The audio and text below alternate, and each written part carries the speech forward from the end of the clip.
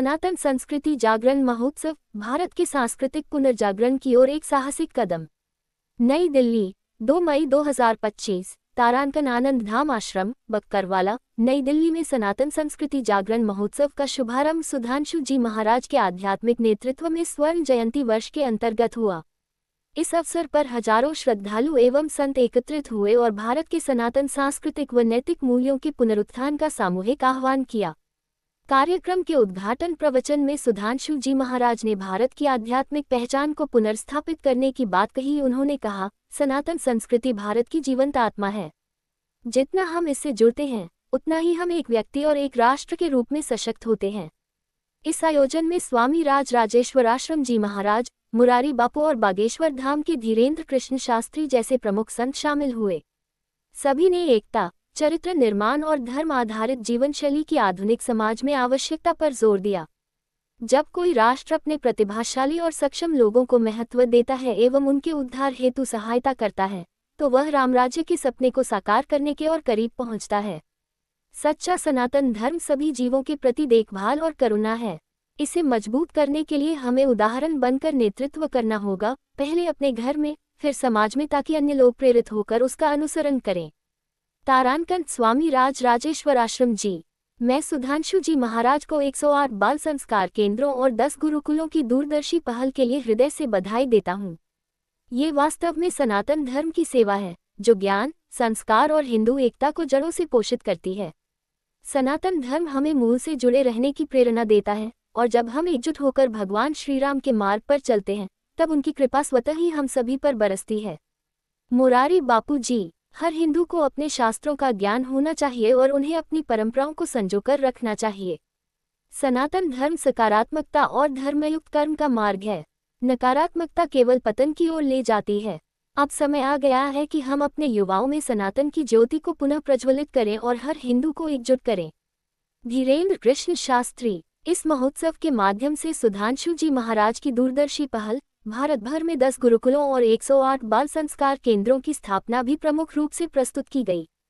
इस अभियान को साकार रूप देने में विश्व जागृति मिशन की उपाध्यक्षा डॉक्टर आर्चिका दीदी अग्रणी भूमिका निभा रही हैं। ये पहल गुरुकुल संस्कृति जागरण अभियान की आधारशिला है, जिसका उद्देश्य भारतीय ज्ञान, अनुशासन और आत्मचेतना का बोध लिए नई पीढ़ी का निर्माण करना है। इस महोत्सव का आयोजन विश्व जागृति मिशन द्वारा किया जा रहा है। यह एक राष्ट्रीय संस्था है जिसकी स्थापना सुधांशु जी महाराज ने की थी। ये संस्था शिक्षा, ग्रामीण उत्थान, स्वास्थ्य सेवाओं और युवा सशक्तिकरण के क्षेत्र में कार्यरत है, और भारत व विदेशों में इसके 40 से अधिक आश्रम व 88 केंद्र संचालित किए जा रहे हैं।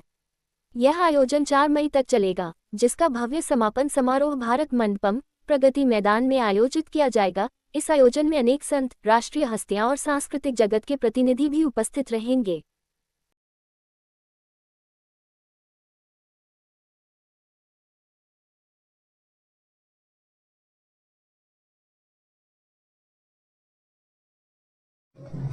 इस सुंदर परिसर में उपस्थित आप सभी को सबसे पहले अभिनंदन करता हूं, और हम सब के लिए ये बहुत ही बड़ा गौरव का विषय है कि इस समय सनातन का जो ये उदय काल चल रहा है और पूरे विश्व भर के लोग भारत की संस्कृति के प्रति विश्वास और श्रद्धा रखने लगे हैं। तो आज एक बहुत बड़ी आवश्यकता ये है कि लॉर्ड मैकाले ने जिस प्रकार से पहले भारत के 7 लाख गुरुकुल बंद कराकर और एक अंग्रेजी पद्धति पर भारत में स्कूल शुरू किए, जिस भारत के अंदर 7 बड़े विश्वविद्यालय थे, जिसमें संसार भर के 10-10 हजार लोग पढ़ने के लिए आते थे, चाहे वो तक्षशिला हो, विक्रमशिला हो, नालंदा आदि हो। देश विदेश के लोग पढ़ने के लिए आते थे, और समय ऐसा आया कि हमारे लोग अपनी ही शिक्षा और अपने संस्कारों से वंचित हो गए। अब समय आ गया है कि फिर से हम अपने सनातन गौरव को और अपनी सनातन संस्कृति को उसे स्थापित करें। और आप लोग जानते ही हैं कि भारतीय संस्कृति को मानने वाले जितने भी लोग दुनिया के किसी भी कोने में हैं, ये सहिष्णु लोग हैं, क्योंकि यहाँ की एक ही भावना है, सर्वे भवन्तु सुखिनः सर्वे सन्तु निरामया। यहाँ की भावना ये है कि भारत का एक ऋषि, जब उससे भगवान प्रसन्न हो गए और भगवान ने कहा कि स्वर्ग चाहिए या राजपद या मोक्ष, तो उन्होंने कहा था न तो हम कामये राज्यम न स्वर्गम न पुनर्भवम कामये दुख तप्तानाम प्राणिनाम आर्ति नाशनम, कि मुझे मोक्ष नहीं चाहिए, स्वर्ग नहीं चाहिए और चक्रवर्ती साम्राज्य भी नहीं चाहिए। बस एक ही कामना है कि मुझे ऐसी शक्ति दीजिए कि इस दुनिया में जिनके भी चेहरे पर उदासी है, मैं मुस्कुराहट ला सकूं और जो दुख से पीड़ित हैं उन्हें सुख दे सकूं और सबका कल्याण हो। इसलिए भारत में सनातन संस्कृति में परोपकार को बहुत बड़ा महत्व दिया गया, जहां एक ही बात होती है कि आपके कारण दूसरे के जीवन में कोई पीड़ा ना हो, या दूसरे के जीवन को जीने के लिए अगर आप आसान बना दें, बस यही परोपकार की परिभाषा है। इसी को सनातन संस्कृति मानते हैं और इसी के लिए अगर पूरे संसार भर में फिर से भारत से संदेश जा सकते हैं तो सनातन संस्कृति को फिर से लाने की आवश्यकता है। और उसी के लिए हम लोगों ने संकल्प किया है कि भारत भर में हम लोग 10 गुरुकुलों की स्थापना कर रहे हैं। हमारी चेष्टा ये भी है कि हम संस्कार विहीन होती हुई नई पीढ़ी को उन संस्कारों से भर सकें। इसके लिए हमारी चेष्टा है कि भारत भर में 108 संस्कार केंद्र स्थापित करें, जिसका अर्थ ये होगा कि नई पीढ़ी और पुरानी पीढ़ी में जो एक जनरेशन गैप आ गया है उसे ठीक किया जा सके, देशभक्ति की भावना फिर से पुनर्जागृत हो सके, लोगों के अंदर ये भावना भी आ सके कि अपने देश के लिए भी जिया जाए, उद्देश्य के लिए जिया जाए और अशांत होती हुई पीढ़ी को शांति का संदेश मिल सके और अपने धर्म को जान सके। क्योंकि हम हिंदू समाज के लोग ज़्यादा संख्या में भी अगर कहीं हैं तो हमारे बीच में रहने वाले व्यक्ति को किसी को परेशानी नहीं होती, हम सबको अपनाते हैं। इतनी भाषाओं के लोग होने के बाद भी हम लोग एक ही बात जानते हैं, भाषाएं अलग हो सकती हैं पर हृदय की भाषा एक ही है और वो प्रेम की भाषा है। उस भाषा को बोलने वाली संस्कृति अगर कोई है तो सनातन संस्कृति है। उसी के लिए हम लोग कार्य कर रहे हैं और उसी के लिए आज यह जो शंखनाद हुआ है, इस शंखनाद के माध्यम से पूरे संसार भर में भी ये मैसेज देना चाहते हैं अपने संतों को भी कि हम जिस तरह से कार्य करने के लिए उद्यत हुए हैं, हमें सबका साथ भी मिले, लेकिन दूसरे लोग भी तत्पर हों कि जिससे ज्योति से ज्योति जगती चली जाए और इतने दीप जलें कि 1-2 दिए जलने से दिवाली नहीं होगी, जब सारे दिए जलेंगे तो दीपावली होगी। तो इसलिए आप सबके प्रश्न आमंत्रित हैं, इससे पहले की भूमिका बनाना आवश्यक था और हमारे बीच में प्रमोद कृष्णम जी हैं, डॉक्टर अर्चिका जी हैं और जगत गुरु आचार्य सतीश जी हैं। तो आप लोग अपने प्रश्न कर सकते हैं। सबसे अलग परिभाषा, लेकिन हमने अनाथों के ऊपर जाके आदिवासी वो लोग जो नक्सलियों के द्वारा मारे गए हैं उनकी सेवा के लिए हमने भविष्य में गुरुकुल की व्यवस्था रखी है। देखिए, पहली बात तो ये ध्यान रख लीजिए कि किसी बच्चे को जिसके सिर पर माता पिता की छाया नहीं है, रात में सोते सोते जग जाए, थपकी दे करके सुलाने वाले हाथ नहीं है, बीमार हो जाए कोई दवाई देने वाला नहीं है, दुनिया की लानत सह करके जीने वाला अनाथ बच्चा, पढ़ाने वाला कोई नहीं, और माफिया जिसको अपने चंगुल में लेने के लिए हर समय उत्सुक है। ऐसे लोगों तक जब तक हमारे हाथ नहीं पहुंचेंगे, हमारा उन्नत समाज जब तक उसे स्वीकार नहीं करेगा, हमारे देश का कल्याण नहीं हो सकता। भारतवर्ष में इस समय 4 करोड़ से भी अधिक अनाथ हैं, 2 करोड़ से भी अधिक लावारिस हैं। हम लोगों ने इसलिए ज्ञानदीप विद्यालय फरीदाबाद में खोला, जहाँ पर झुग्गी झोंपड़ी में रहने वाले वो बच्चे, कूड़ा कचरा बीनने वाले बच्चे, वे बच्चे जो भीख मांगते थे, कुछ वे बच्चे भी जो जेब काटने तक की बुरी आदत में पड़ गए थे, ऐसे 1000 बच्चे बच्चियों को हम लोग वहाँ पढ़ा रहे हैं और साथ में स्किल डेवलपमेंट कोर्स करा करके उनको नौकरी भी दिलाने का कार्य कर रहे हैं। आज जब भारत देश के महान प्रसिद्ध राम कथा प्रवक्ता मुरारी बापू जी एक पंक्ति बोल रहे थे कि इतने काम आप कैसे कर लेते हो, मैं नहीं करता, आप सब करते हो। मैं हमेशा ये कहता हूं कि आप आकर के देखिए, अगर आपको लगता है कि ये काम करना चाहिए तो आप संभालिए, मैं आपके साथ हूं। तो लोग ऐसे आ रहे हैं और हम मिलके काम कर रहे हैं।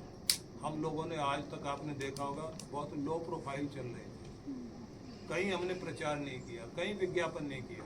हम कहते थे भगवान देख रहा है, लेकिन आज के समय में लोग ये कहते हैं जंगल में मोर नाचा किसने देखा, अब मोर को शहर में नाचना पड़ेगा। तो इसलिए हम भी अपना जो है यहाँ मोर नचाने के लिए आप लोगों को बुलाया, भैया बताना पड़ेगा, नहीं तो ये इतना बड़ा काम ही नहीं हो सकेगा। इसलिए ये अनाथालय वाली जो बात आपने कही, ये हमने शुरुआत तब की थी जब केशु भाई पटेल ने भुज में आए हुए भूकंप के बाद घोषणा की थी कि इन बच्चों के लिए समाज सेवी संस्थाएं आगे आएं। तो हमने उस समय वहाँ कहा कि हम आ रहे हैं, तो उन्होंने कहा कि भुज में आपको जमीन देंगे हम। मैंने कहा मुझे भुज में नहीं चाहिए। कहाँ? मैंने कहा सूरत में। बोले सूरत में तो भूकंप नहीं आया। मैंने कहा किसी अनाथ बच्चे को गोद लेने का मतलब क्या होता है? वो बच्चा आपका है, आप उसे पढ़ाएंगे, उसका पालन पोषण करेंगे, उसको नौकरी लगे, उसकी शादी तक भी हो सके, माँ बाप आपको बनना होगा। और मुझे तो ऐसी जगह जाना पड़ेगा जहाँ उद्योगपति हैं, उनको नौकरी दे सके, उन्हें आगे तक जो है उनको रोटी दे सके, उनका ध्यान रख सके। मैंने कहा मुझे भुज का पता नहीं है, मुझे अपने सूरत का पता है, क्योंकि मैं वहाँ सत्संग करता रहा हूँ, मेरी टीम वहाँ है। तब उन्होंने कहा कि ठीक है आप काम कीजिए। वो हटे, नरेंद्र भाई मोदी आए, और मुझे इस बात की बहुत प्रसन्नता है कि नरेंद्र भाई मोदी के द्वारा ही हमें जगह मिली और हमने वहाँ बनाया। आइए, संजीव कृष्ण ठाकुर जी हमारे भारत के बहुत ही प्रसिद्ध कथाकार हैं, आइए। तो इसलिए वहाँ हमने शुरुआत की और फिर हम लोग और जगह भी कार्य करते रहे। जैसे झारखंड में हम लोगों ने 2 स्कूल बनाए जी, जहाँ पर हमारे बहुत सारे आदिवासी बच्चे आए भी हैं, बच्चे यहाँ पर आप लोग मिलेंगे, देखेंगे। तो इस तरह से हम लोग कार्य कर रहे हैं। महाराज जी, संस्कार केंद्र का संकल्प लिया है, ये संस्कार केंद्र किस तरीके का होगा, किस रूप में होगा, इसका कुछ बहुत बड़ी बात पूछी है आपने। धन्यवाद। देखिए, संस्कार केंद्र में पहली टैग लाइन तो ये है, संचार क्रांति का युग है।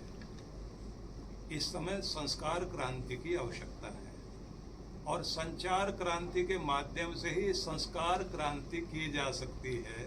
तो हम लोग ऑनलाइन भी लोगों तक पहुंचेंगे, ऑफलाइन भी लोगों तक पहुंचेंगे। हम पूरे भारतवर्ष के जितने भी सेवाभावी अध्यापक अध्यापिकाएं हैं उनको आमंत्रित करेंगे, हमारे लोग उनको ट्रेंड करेंगे। हम लोग चाहेंगे कि घरों में रहने वाले माता पिताओं को हम ये कहें, आप अपने बच्चों को दूसरे के हवाले मत करिए, कम से कम शनिवार रविवार ही सही 1-1 घंटा उनको दे दीजिए। कोर्स हम देंगे जिससे मॉरल एजुकेशन बच्चों तक पहुंच सके। आप पढ़ाओ, अगर नहीं पढ़ा सकते ऑनलाइन हम लोग जो है सहायता आपकी करेंगे। और जैसे भी हमारे मंदिर हैं, मंदिरों में भी हम लोग जा कर के संस्कार केंद्र खोलेंगे और सुविधा देंगे। शनिवार रविवार लोग वहाँ आए, अपने बच्चों को वहाँ लेकर आए। तो बाल संस्कार हम पहले देना चाहते हैं। कारण उनको नहीं सिखाया जा सकता जो टीन एज पार कर चुके हैं। वहाँ से शुरुआत करनी होगी जहाँ तक बच्चा माँ का लाडला है। बाद में माँ का लाडला बिगड़ गया, ये तो समाज बिगाड़ रहा है। तो उससे पहले हम लोग ये भूमिका पूरी करना चाहते हैं। इसलिए हम पूरे भारत के माता पिताओं को आमंत्रित करना चाहते हैं, इस अभियान में शामिल हो जाइए। ये मेरा अभियान नहीं है, ये आपकी सबकी पीड़ा है। आपके बच्चे जो है आपका ध्यान रख सकें, आपके बच्चे आपके हो सकें, आपके बच्चों में भारतीय संस्कृति रह सके। वो भले ही किसी विदेशी विश्वविद्यालय तक में पढ़ करके बहुत योग्य हो जाए, लेकिन इतने योग्य जरूर रहें ना अपनी मिट्टी को भूलें, ना अपने माँ बाप को भूलें और ना अपने आत्म स्वरूप को भूलें। इसलिए हमारी ये चेष्टा है कि 108 से हम शुरुआत करेंगे, हो सकता है 1008 तक जाए। महाराज जी, जो आज जो इतनी आत्महत्याएं बच्चे कर रहे हैं, सफलता की उनको परिभाषा नहीं पता है। आज इतना ज्यादा तनाव हो गया है, लोग जो और थिंकिंग के शिकार हो गए हैं। जैसे आज गला काट प्रतिस्पर्धा है, आगे से आगे बढ़ने की भावना हर किसी की है, लेकिन बढ़ना किस दिशा में है, पाना क्या चाहते हो। चलते बहुत हैं, गोल गोल घूम करके वहीं खड़े हो जाते हैं। कोल्हू का बैल जैसे चलता बहुत है, 50 किलोमीटर रोज चला, शाम को उसको देखते हैं वहीं का वहीं खड़ा हुआ है।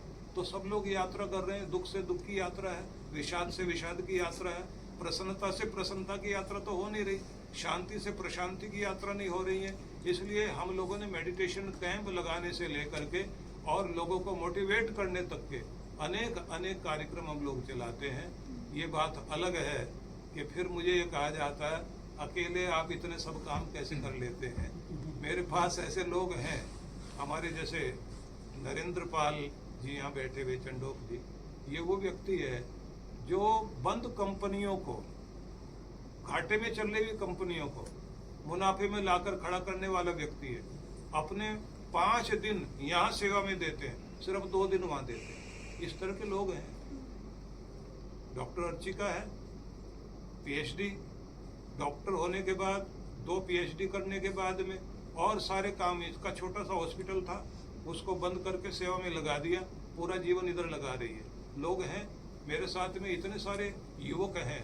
हम लोग जो यहाँ पर गुरुकुल चलाते हैं, हमारे गुरुकुलों में आप देखें योगाचार्य तैयार हो रहे हैं, संगीतज्ञ तैयार हो रहे हैं, उपदेशक तैयार हो रहे हैं। हमारे बच्चे एंकर भी हैं, कुछ प्रदेशों में हमारे बच्चे दूरदर्शन में वहाँ एंकर हैं, हमारे बच्चे फौज में गए हुए हैं, हमारे बच्चे टीचर हैं, हमारे बच्चे ज्योतिषाचार्य हैं। हम इस तरह की पीढ़ी तैयार कर रहे हैं कि अलग अलग क्षेत्रों में जाकर काम कर सके, और व्यापार क्षेत्र में भी गए हैं बच्चे। तो इसलिए ये हमारी भावना है कि आने वाले समय में हमारी जो युवा पीढ़ी है उसको भी हम दिशा दे सकें। जहाँ जहाँ भी रहती है वहाँ वहाँ भारत भी रहता है। जहाँ जहाँ संस्कृति हमारी गई, आत्मा है संस्कृति। कोई भी देश, वहाँ की जनसंख्या, वहाँ की जमीन पर उनका काम करने वाले जिनका स्वामित्व है। अंग्रेजों के समय में हमारे देश पर, देश हमारा था, जनसंख्या हमारी थी, भाषा भी हम अपनी बोल रहे थे, उन्होंने हमारी भाषा भी छीन ली, स्वामित्व उनका हो गया। पर संस्कृति हमारी थी तो हम लड़ाई लड़ते रहे और उनसे आज़ादी करा ली। लेकिन जहाँ जहाँ जिन जिन प्रदेशों में से संस्कृति हट गई, बांग्लादेश बन गया, पाकिस्तान बन गया, कश्मीर की स्थिति खराब हो गई। लेकिन अगर हमारी जमीन भी ना हो, हमारा स्वामित्व भी ना हो और हमारी संस्कृति हो तो क्या होता है। कनाडा में हमारे लोग गए, वहाँ हमारा स्वामित्व नहीं है लेकिन हमारी संस्कृति है, तो मिनी इंडिया दिखाई देता है। यूके में मिनी इंडिया दिखाई देता है, अमेरिका में मिनी इंडिया दिखाई देता है। संस्कृति जहाँ जाएगी वहाँ पर देश दिखाई देता है, भारत दिखाई देता है, भारत की पहचान दिखाई देती है। और संस्कृति को अगर कोई जिंदा करेगा तो केवल संस्कार जिंदा कर सकता है, उसके लिए हम लोग काम करते हैं। देखिए, पूरी दुनिया में सनातन संस्कृति एक ऐसी है कि जो शांति की पक्षधर रही है, आज भी है। क्योंकि हमने किसी को पीड़ा पहुंचाने का कभी प्रयास नहीं किया, हमने किसी पे हमला नहीं किया, हमने अतिक्रमण नहीं किया। और आज हमारे पूज्यपाद सुधांशु जी महाराज के जन्म उत्सव को जो मनाया जा रहा है वो सनातन संस्कृति जागरण के रूप में मनाया जा रहा है। तो इसमें जो जो इनके संकल्प हैं उसमें ये बहुत बड़ा संकल्प है कि हम पूरे देश में लगभग 108 संस्कार केंद्र खोलेंगे। तो मैं श्री कल्की धाम की तरफ से आग्रह करूंगा महाराज श्री से कि एक संस्कार केंद्र श्री कल्की धाम में खोला जाए और उसकी जो व्यवस्थाएं वो हम लोग कहेंगे, क्योंकि पूरे भारत को इस समय संस्कारों और संस्कार संस्कृति के जागरण की आवश्यकता है। जो पूरी दुनिया के हालात हैं कि धर्म के नाम पे जिस तरह फैनेटिज्म आया है, तो उससे पूरी दुनिया परेशान है। भारत के अंदर अभी कश्मीर में जो देखने को मिला पहलगाम में, वो कट्टरपंथी मानसिकता का परिणाम है। किसी भी तरह, मैं ऐसा मानता हूँ, किसी भी तरह का फैनेटिज्म सेपरेटिज्म को जन्म देता है, और ये सेपरेटिज्म एक दिन टेररिज्म में तब्दील हो जाता है। तो इससे लड़ना बहुत मुश्किल है, आसान नहीं है, लेकिन भारत का नेतृत्व बहुत ही सशक्त हाथों में है, और हमें पूरा विश्वास है कि भारत इस आतंकवाद से लड़ेगा ही नहीं, बल्कि इसे समाप्त करके दम देगा। और उन हालातों में जो पूज्यपाद सुधांशु जी महाराज के द्वारा ये संकल्प लिया गया है कि हम संस्कार केंद्र खोल के भारत की संस्कृति का पुनर्जागरण करेंगे एक तरह से, तो वो बहुत सहायक सिद्ध हुआ, ऐसा मेरा विश्वास है। हमारा जो युवा समाज है वो पाश्चात्य संस्कृति की तरफ, वेस्टर्न कल्चर की तरफ जा रहा है। मैं इससे अभी सहमत नहीं, क्योंकि मुझे लग रहा है जो पिछला जो 20, 25, 30 साल बीते हैं, इसमें मुझे लग रहा है कि तमाम पश्चिमी देशों के बहुत ऐसे युवा हैं जिन्होंने सनातन संस्कृति को अपनाया। आज देश में भारत अकेला देश है जो आदिकाल से लेकर अब तक जिसने जो सूत्र दिए हैं, कभी हमने अपने कल्याण की कामना नहीं की, हमने सर्वे भवन्तु सुखना का सूत्र दिया, विश्व बंधुत्व का सूत्र यहाँ से दिया, वसुधैव कुटुंबकम का उद्घोष यहाँ से। तो ऐसी संस्कृति जो सबके कल्याण की कामना करती है, तो पूरी दुनिया आज भारत के साथ है। और अगर हमारे लोग वेस्टर्न कल्चर अपनाते तो आज वेस्ट हमारे साथ था। अभी पहलगाम की घटना के बाद कितनी बड़ी बात है कि पूरी दुनिया भारत के साथ है, पाकिस्तान अलग थलग पड़ता है। तो हमारा सने निरंतर एक प्रयास रहता है।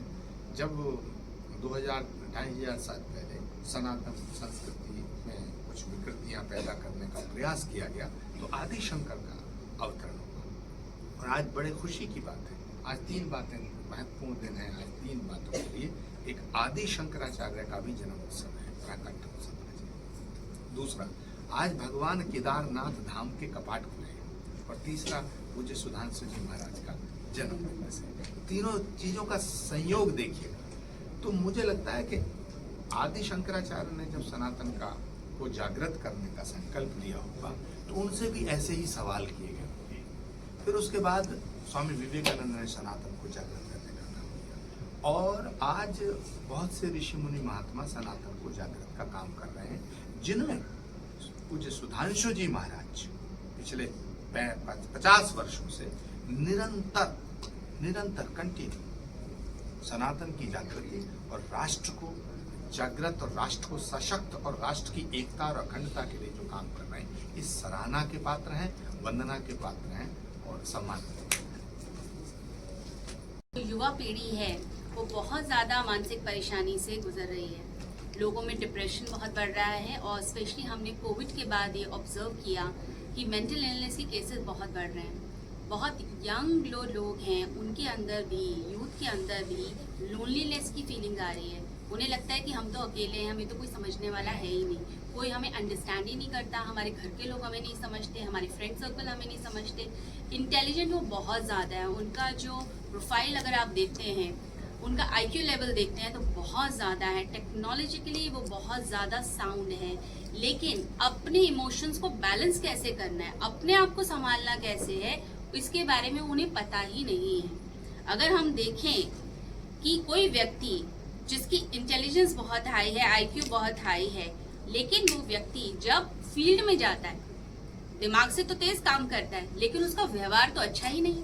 जब कंपनीज में लोग जॉब करते हैं और देखते हैं कि आपस में झगड़े हो रहे हैं, ये व्यक्ति जब से आया तब से झगड़े करता है, इसके अंदर लीडरशिप क्वालिटी नहीं है, इसके अंदर सहन शक्ति नहीं है, बात को समझता नहीं है, तो होता क्या है, कंपनी वाले भी उसे उठाकर बाहर फेंक देते हैं कि हम किसी और को लेकर आ जाएंगे, इसका व्यवहार ही अच्छा नहीं है। तो देखिए, यूनिवर्सिटीज में, कॉलेजेस में IQ पे तो बहुत वर्क हो रहा है, डिग्रीज पे वर्क हो रहा है कि आप डिग्री ले लीजिए, लेकिन जो आपका व्यवहार है, आपकी जो इंटरपर्सनल स्किल्स हैं या इंटरपर्सनल स्किल्स हैं, आप कैसे बिहेव करते हैं, आप अपने थॉट को कैसे मॉडिफाई करते हैं, आपकी कॉग्निटिव एबिलिटीज़ क्या हैं, आपका बिहेवियर क्या है, आपका दुनिया को देखने का परसेप्शन क्या है, ये सारी चीज़ों पे वर्क नहीं हो रहा है।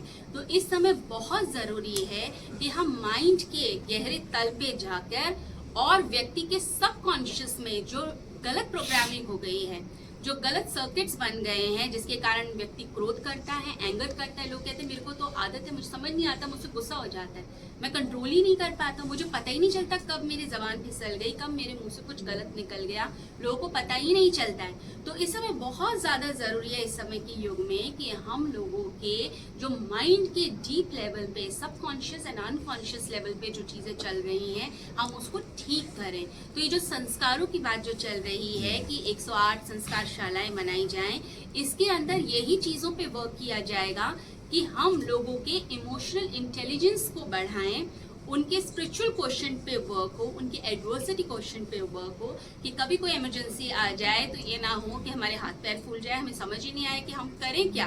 कई लोग बिल्कुल मेंटली ब्लॉक हो जाते हैं, माइंड उनका ब्लैंक हो जाता है या बहुत अजीब ढंग से रिएक्ट करने लगते हैं। तो हम चाहते हैं कि इन संस्कार शालाओं के माध्यम से हम युवा पीढ़ी के अंदर, बच्चों के अंदर वो चीजें डालें, उनकी माइंड की प्रोग्रामिंग इस तरीके से की जाए कि वह बच्चा जो है अपनी इंटेलिजेंस का प्रयोग सही दिशा में करे।